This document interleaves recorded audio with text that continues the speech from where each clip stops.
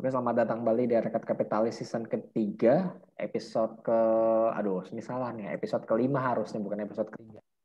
Salah tulis. Kali ini kita membahas mengenai saham PPRO, apakah akan menuju gocap atau 50, di mana PPRO ini merupakan saham yang begitu digemari tahun 2016 yang lalu, karena pada saat itu saham PPRO naik secara luar biasa. Hari ini gue ditemani oleh Julio, Sigma, dan Dia. Halo semuanya. Halo, full team. Iya, full team ya semua hari ini. Langsung aja kita mulai bahas dari sejarah PPRO itu sendiri. PPRO itu apa sih? PPRO itu adalah sebelumnya merupakan PP Persero yang melakukan diversifikasi kegiatan usaha dengan membentuk cabang unit usaha non-konstruksi. Jadi dia bikin unit developer dan unit properti, diantaranya persewaan gedung Plaza PP, perumahan Otorita Jatiluhur, dan pengembangan kawasan di Cibubur, para perumahan Permata Puri. Ada yang tahu nggak perumahannya? Gue nggak tahu sih, jujur aja. Di Puri kali, Puri sono Jakarta Barat ya? Enggak Pak, ini Tapi bilangnya Cibubur itu. Pak, mohon maaf ya. Cibubur, sorry. Mohon maaf, ya nggak tahu gue. Nggak tahu ya. Selanjutnya di tahun 1995 itu dia punya proyek lagi yakni Permata Puri Laguna, Bukit Permata Puri 1 Semarang, Laguna Sport Center, dan Permata Puri 2. Jadi emang dia lumayan ya ngembangin kawasan permukiman gitu tahun 90-an, dan memasuki tahun 2004 PP itu mengalami rekonstruksi organisasi sehingga membuat unit UNK di bawah unit divisi pengembangan usaha. Dia ngerjain proyek apartemen Patria Park Jakarta, Palladia Park, dan Bukit Permata Puri 2 Semarang, dan Juanda Center. Ini gue nggak tahu juga proyeknya yang mana ya. Tahun 2010, unit UNK ini dikembangkan divisi properti yang menjalankan kegiatan usaha properti dan realty fokus pada 3 segmen: hospitality, residential, dan komersial. Proyeknya yakni antara lain FX Residence, Park Hotel Cawang Jakarta, Park Hotel Bandung, Geraha Bukopin Surabaya, dan Geraha Soho Sleepy. Geraha Soho Sleepy itu yang mana? Grand Soho. Oh, Grand Soho Sleepy. Kenapa tuh? Tahu juga tuh yang itu tuh. Ya pasti di Sleepy sih, Pak. Iya, yang paling Sleepy. Cuman di mananya gue nggak tahu. Terus ya 2012 dia bikin Grand Sleepy Tower, terus Park Hotel Bandung, dan Sungkono Business Center, Business Park. 2013 dia nyiapin jadi TBK, proyeknya Gunung Putri Square. Ini kayaknya di daerah mana? Gunung Putri? Bogor ya? Bogor ya? Bogor. Baru Permai, Pavilion Permata 2, dan Payon Armarta. 2014 status PP Property jadi anak usaha dari PP Persero. Dan proyek yang telah dilaksanakan yakni Grand Kamala Lagun, Grand Sungkono Lagun, dan Pavilion Permata 2. Gue inget kenapa gue tahu Grand Kamala Lagun, soalnya waktu itu waktu 2014 gue sempat baca prospektus sedikit sih ya. Jadi 2014 itu si PPRO bikin Grand Kamala Lagun di, kalau nggak salah, di Bekasi sana deh, deket-deket proyek. Ya, gue tahu Bekasi Barat kalau nggak salah. Pernah ke situ. Iya, dekat-dekat proyek tol ini. Iya nggak sih? Apa bukan ya? Pokoknya di Bekasi deh, intinya itu aja. Gue pernah dengar itu, jadi tahu lah sedikit Kalau banyak. Lagun itu sih iya benar Iya, Bekasi. Grand Kamala Lagun. Oke. Selanjutnya kita bahas mengenai penjualannya apa aja sih PPRO. Kalau penjualannya dia 96% dari apartemen sales. Jadi kalau dia ngejualan apartemen ya wassalamualaikum warahmatullahi wabarakatuh, PPRO nggak ada pendapatan sama sekali. Pendapatan hotelnya 2%, service charge income-nya 1%, pendapatan dari sewanya 1%. Jadi ya PPRO ini sangat mengandalkan penjualan apartemen ya, 96% dari penjualan apartemen. Nah, ini yang kalau kita lihat kinerja historis dari PPRO, kalau kita lihat di sini PPRO di kuartal 1, 2, dan 3 sebenarnya lumayan bagus ya dari revenue-nya. Kalau kita lihat di sini, dia naik kuartal 2 naik 16%, kuartal 3 naik 22%, terus gross profit-nya lumayan juga 63%, 75 terus 65 63 miliar, 75 miliar, 72 miliar di kuartal 3 pasti turun. Net profitnya juga cukup stabil ya, 26 sampai 25 miliar setiap kuartalnya.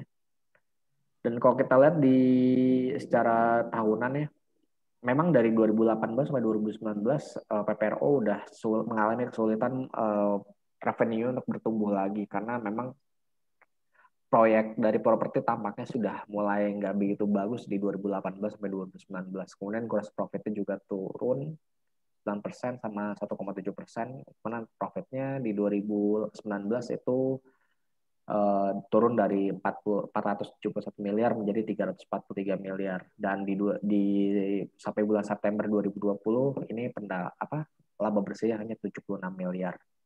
Dan yang menariknya adalah kalau kita lihat debt to equity ratio-nya sebenarnya di 2016 tuh cuma 0,71. Ini utang berbunganya dia ya.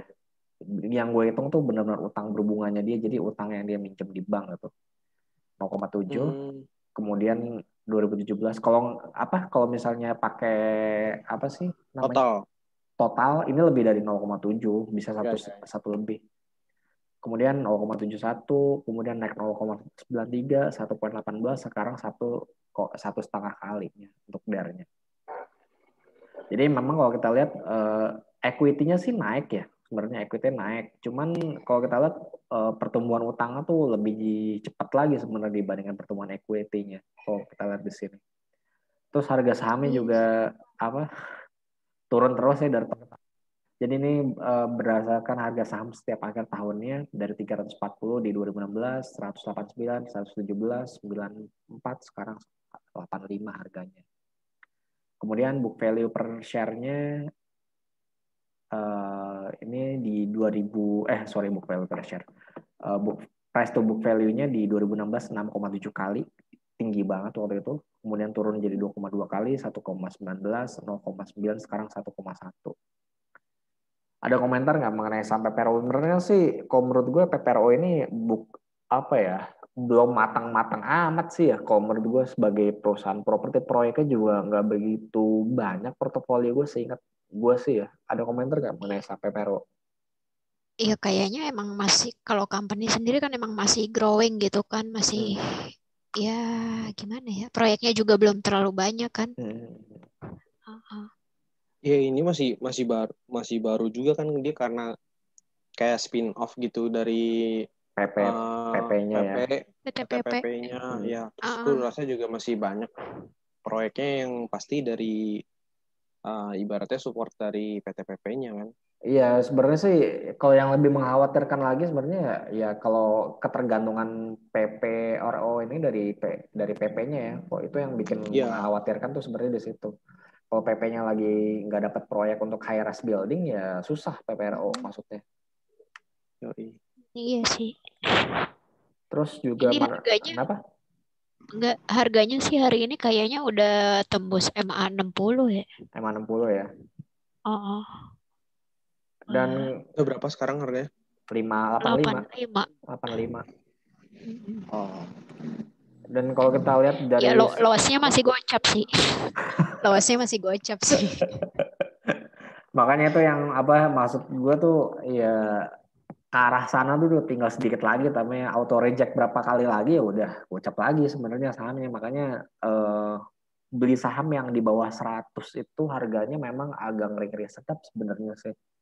Jadi peluang lo untuk balik lagi ke gocap tuh lumayan besar sebenarnya. Cuman sekarang gara-gara dibatasin sehari. Iya. HRD ya ngaruh tuh. Iya, cuman kan setiap pembukaan kan orang jadi takut kan, wah ini jangan harganya turun lagi, nah jangan langsung 7% lagi, nah jangan turun 7%. Jadi kayak mempercepat penurunan harga saham aja kalau menurut gue sih sebenarnya. Karena banyak, kalau misalnya sahamnya lagi nggak bagus, banyak yang jual-jualan gitu. Jadi harusnya masih auto rejectnya masih bisa sampai sore, ini jam 10 kadang-kadang udah auto reject apa segala macam. Iya nggak sih? Gue ngeliat kayak gitu. Iya, ya bolak-balik aja kan. Tapi ya endingnya tuh ya udah di bawah gitu kan. Iya, kayak makin sempit ya, kayak orang trading tuh pas pembukaan sama pas penutupan. Iya. Jadi pas gue ngeliat tadi ya, ada beberapa saham yang baru setengah jam, 40 menit, 45 menit, udah auto reject bawah semua kan. Terus jam 10-an ke atas rebound, hijau.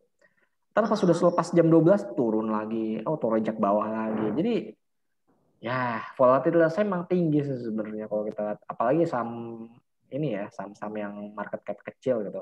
Ini kan market cap si PPRO ini kan sekarang cuma tinggal 5 triliun ya. Sebelumnya 20 triliun di 2016, kemudian turun ke 11 triliun, 6,8 triliun. Market cap ininya di bursa?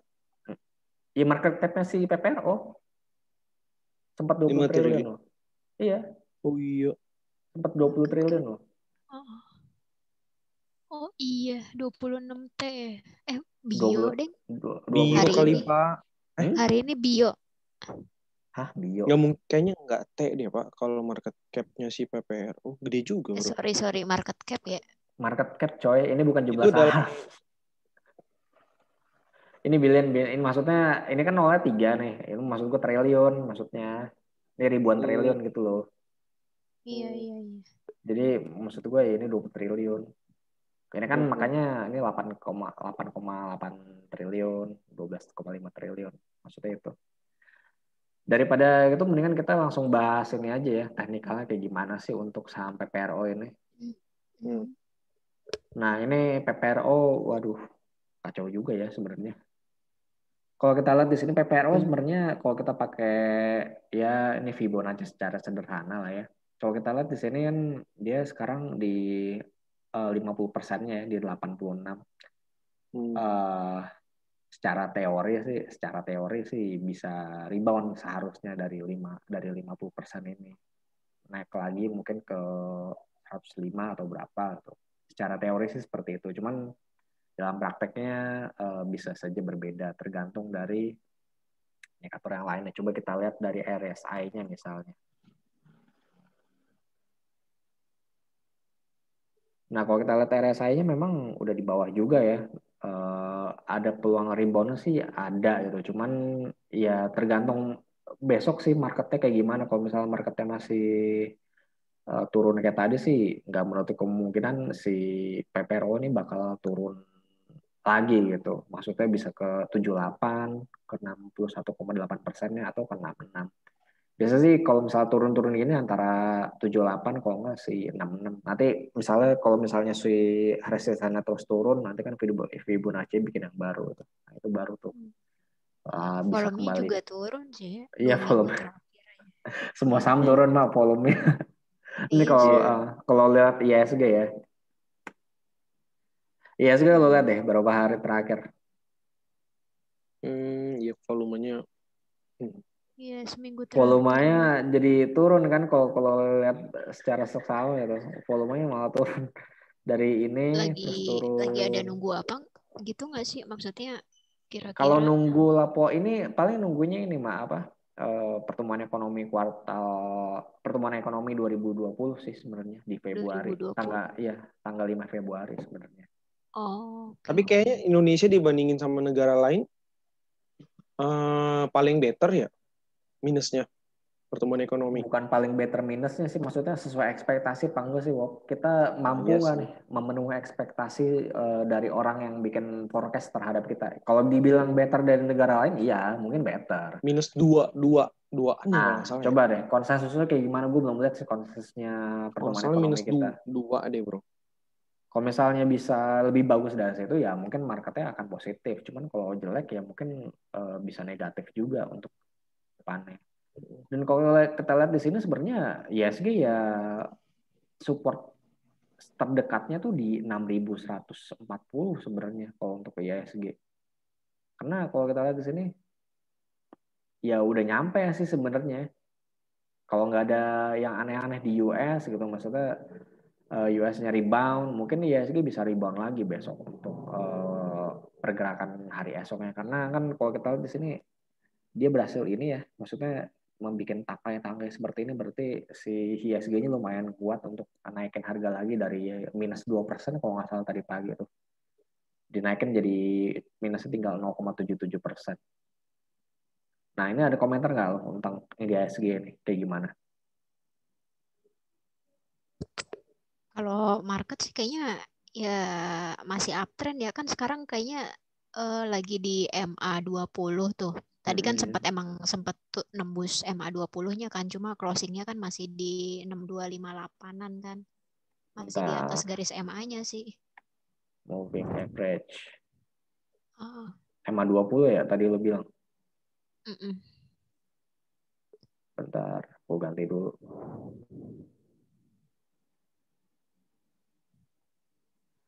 Oh iya ya. Pas banget emang ya. Iya, makanya nggak tahu besok deh nih.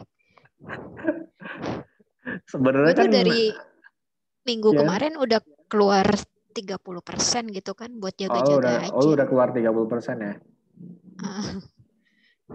Waduh, saya masih full power tuh. Tadi sih gue juga sempat beli sih. Oh, tadi Iseng sempat nada beli. di bawah gitu. Oh, oke. Oke.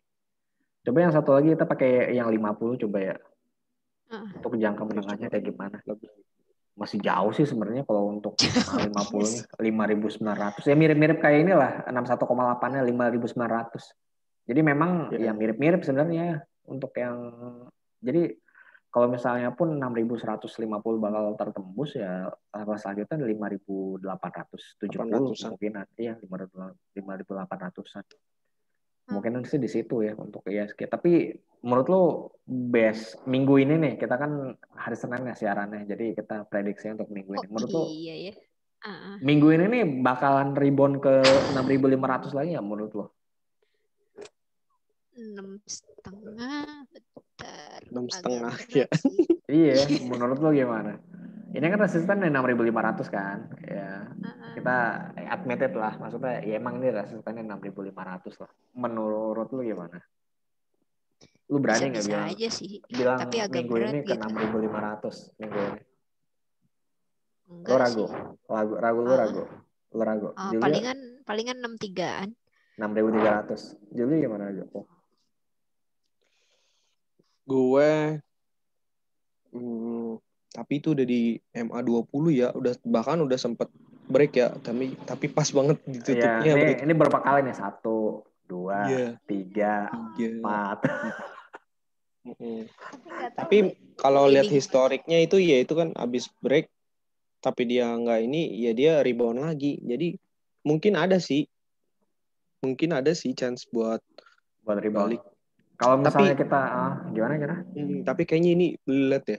Tapi ini turunnya nggak disertai dengan volume yang besar juga sih. Iya, benar. Ya, volumenya.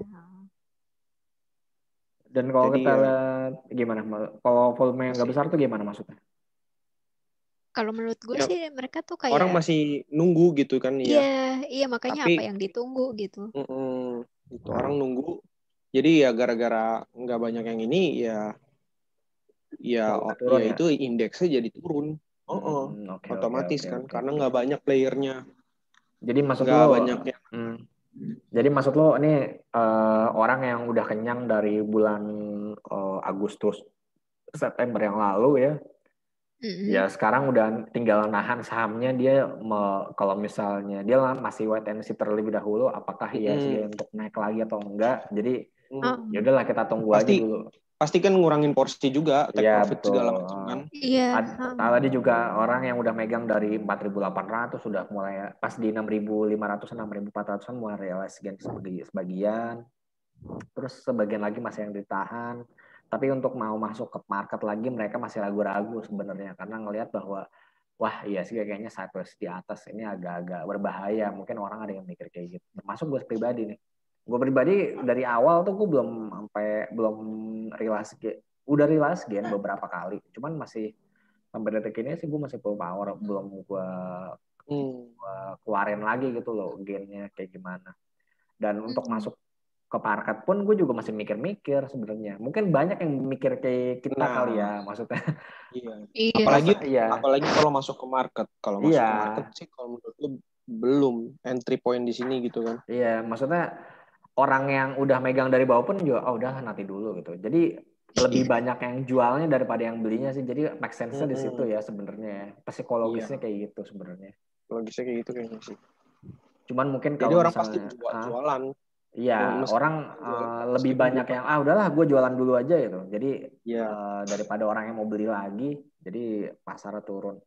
Sebenarnya make sense sih kayak gitu ya. Kalau misalnya kita bilang lebih banyak orang yang pengen jual sebenarnya daripada yang beli, karena orang udah banyak yang beli dari bawah banget. Bahkan ada yang udah beli kejadian di 3.800 sampai di 6.500. Super banget tuh. Iya, itu kan ada yang megang saham dari selama itu gitu. Maksudnya paling bulan apa sih 3.000-an itu?